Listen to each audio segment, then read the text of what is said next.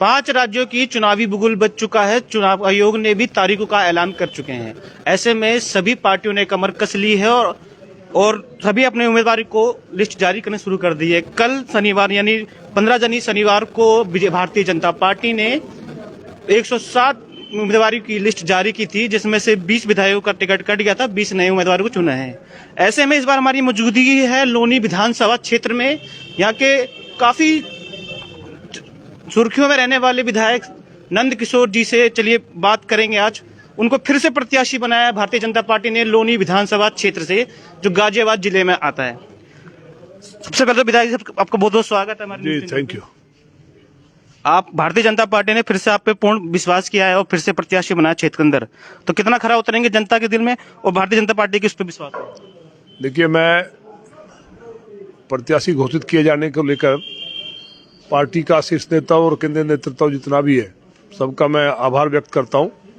और जहां तक चुनाव की बात है तो हमने लौनी में रिकॉर्ड काम किया है।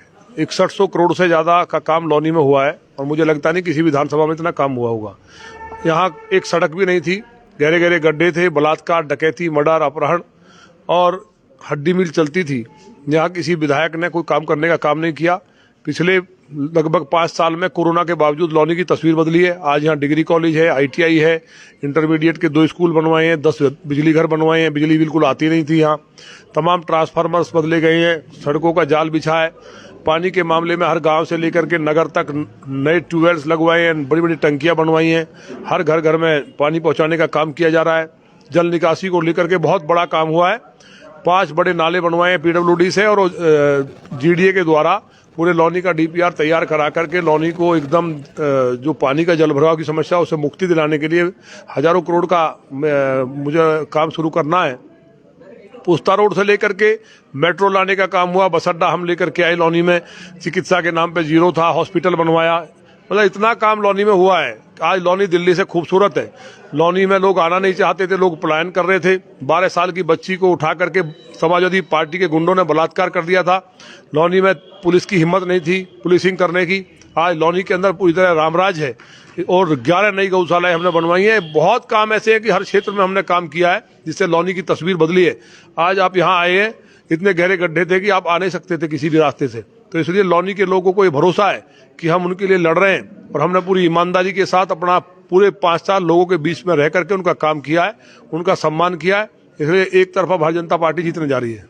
नंद किशोर गुर्जर, नंद किशोर गुर्जर। एक मिनट, जोशीले हमारे लोग हैं सब। विपक्ष का काफी आरोप लगता है कि यूपी में बेटियां सुरक्षित नहीं है, किसानों को कुछ किसान ढंग से नहीं कमा पा रहे और बेरोजगारी बहुत बढ़ी हुई है। तो इस बार मतलब क्या लग रहा है चुनाव में? नहीं, बेरोजगारी जो जहाँ तक सवाल है, कोरोना के बावजूद हमने 5 लाख से ज़्यादा नौकरियां दी हैं सरकारी। और जो सब रोजगार के क्षेत्र में जितना भी माननीय प्रधानमंत्री जी के द्वारा जो हमने लोन दिया है, उससे जो तमाम योजनाएं चलाई गई हैं नौजवानों के लिए, लाखों नौजवानों को रोजगार उससे मिला है।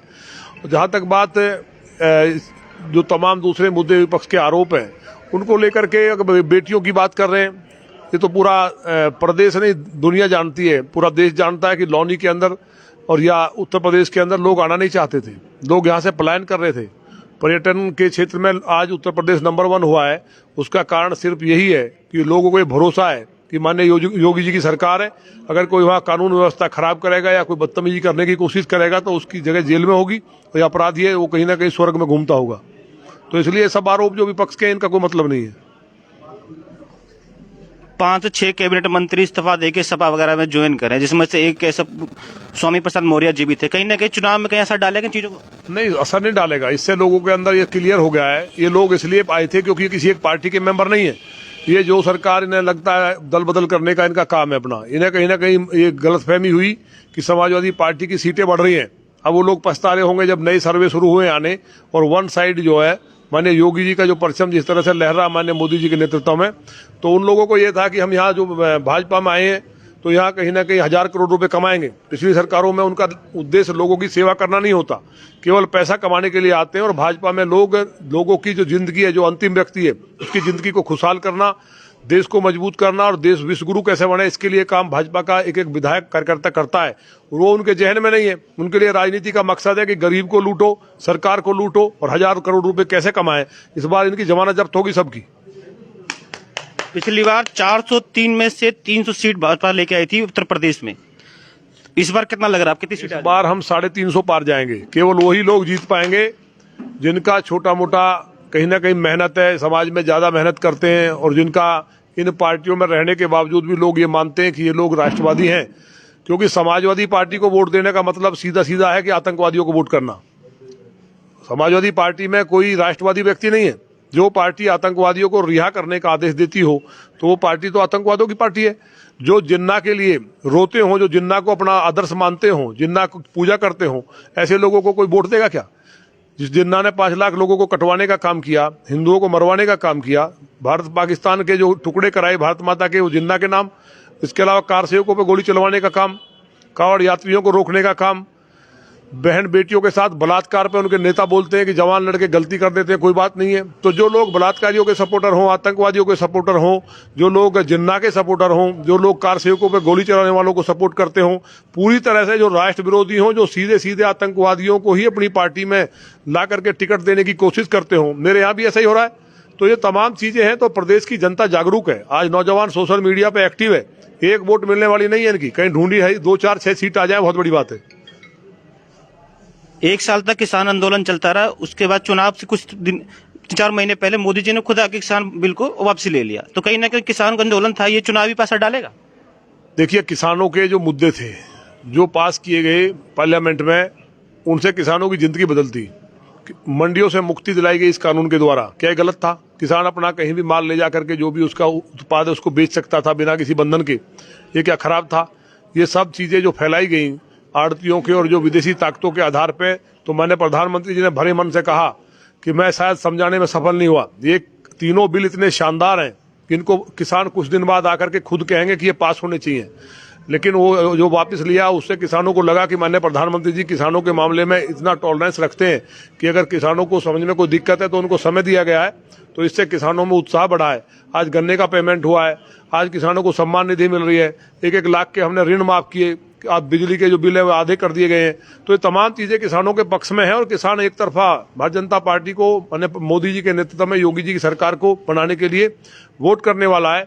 पूरे पश्चिमी उत्तर प्रदेश में किसान खेत में रात को जा नहीं सकता था। ट्यूबवेल पे चोरी कर ली जाती थी, पंखे खोल लिए जाते थे, किसानों को रात में सोते हुए मार दिया जाता था। आज एकदम अमन चैन कायम है।